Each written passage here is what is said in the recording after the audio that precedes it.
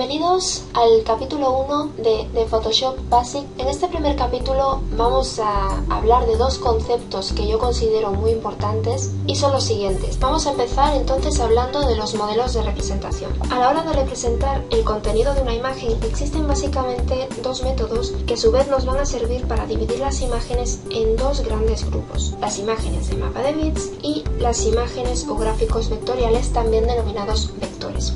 El primer grupo de imágenes, denominado mapa de bits, el contenido se va a representar básicamente mediante pequeños puntos rectangulares denominados píxeles o píxeles. El segundo grupo de imágenes, los gráficos vectoriales, van a seguir un método de representación totalmente distinto. Cada uno de los elementos que componen la imagen se van a tratar como un objeto independiente y sus propiedades se van a definir mediante fórmulas matemáticas. Existen aplicaciones específicas para trabajar con este tipo de gráficos, como son por ejemplo el conocido Adobe Illustrator o el CorelDRAW, las cuales están destinadas a fines concretos como van a ser el diseño industrial, las artes gráficas, etc. En cuanto a lo mejor y lo peor de cada formato, lo mejor de los mapas de bits va a ser la facilidad y las innumerables posibilidades de trabajo que nos ofrecen las aplicaciones diseñadas para el tratamiento de este tipo de imágenes. Es decir, con las imágenes de mapa de bits vamos a poder pintar, borrar, retocar, transformar, etcétera, etcétera, con tan solo elegir la herramienta adecuada para ello y con unos pocos clics de ratón. Sin embargo, van a mostrar problemas con respecto a la resolución y el tamaño.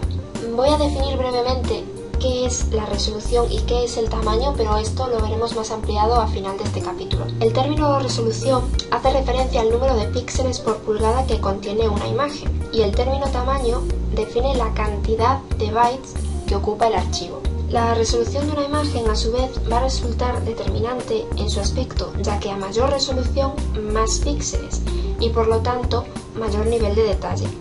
El problema viene cuando ampliamos la imagen, lo que nos va a proporcionar una pérdida de calidad que irá en proporción directa al grado de ampliación. No os preocupéis si no entendéis esto, porque como digo, me voy a parar más a final de capítulo.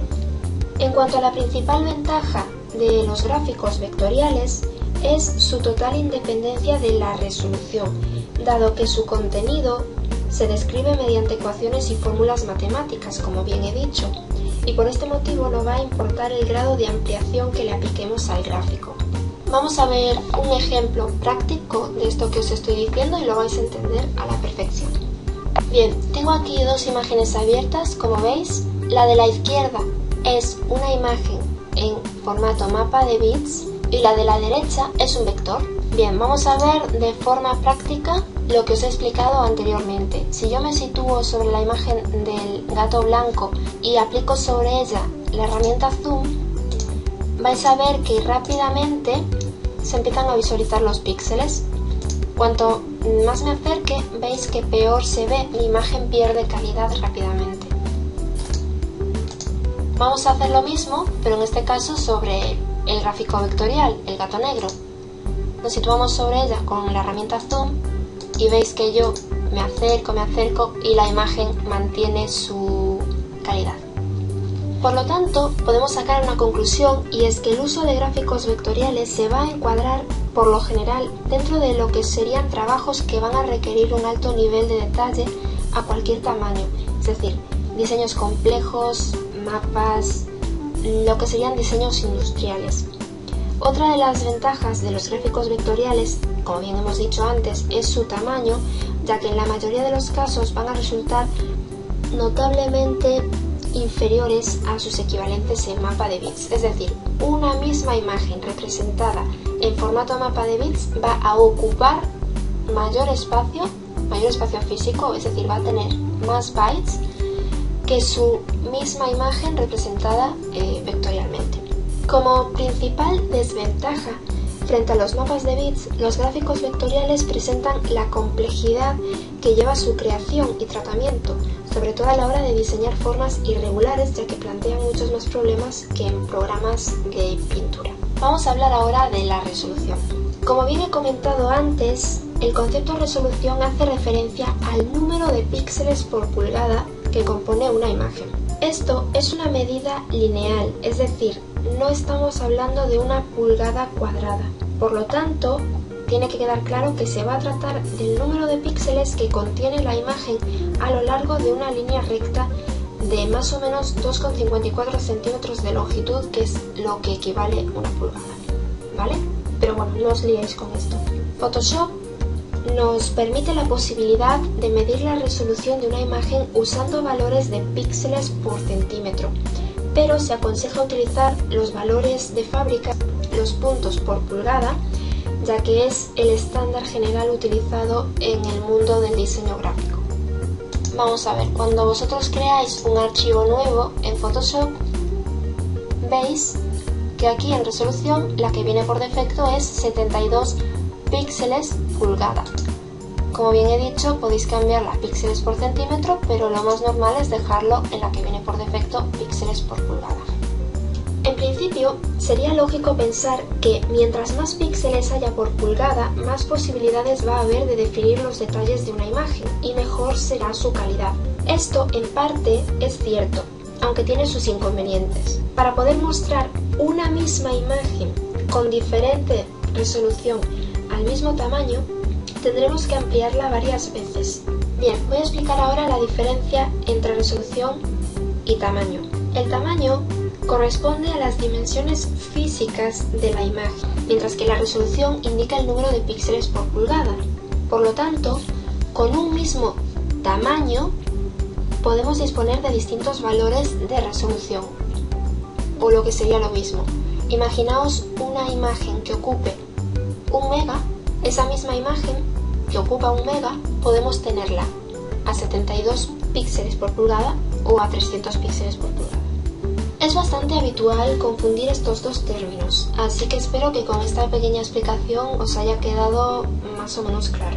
El motivo más general por el que se suelen confundir estos dos conceptos es que al aumentar la resolución de una imagen en Photoshop, el tamaño de visualización también se amplía. Bien, si os fijáis aquí abajo, miren unos porcentajes.